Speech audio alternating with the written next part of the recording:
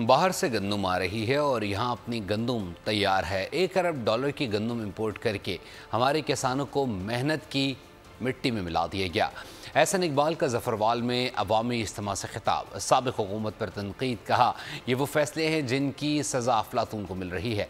पूरी कोशिश है मुल्की मईशत को पाँव पर खड़ा करें। यकीन है अगर 1.5 साल तक सही फैसले किए तो कामयाबी के सफ़र पर गामजन हो जाएंगे।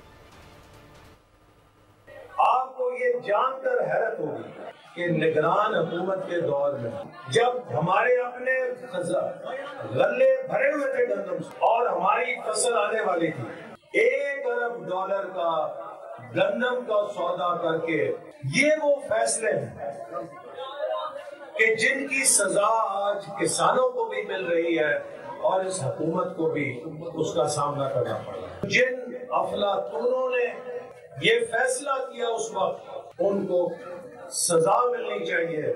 हम भरपूर तरीके से कोशिश कर रहे हैं कि पाकिस्तान को अपने पैरों पे खड़ा किया जाए। मईशत के लिए ये साल मुश्किल होगा, लेकिन मुझे यकीन है कि अगर हमने 1.5 साल सही फैसले और सही सिमत में सफर जारी रखा तो पाकिस्तान को भी हमारी कोशिश है हम अपने पैरों पे खड़ा करें।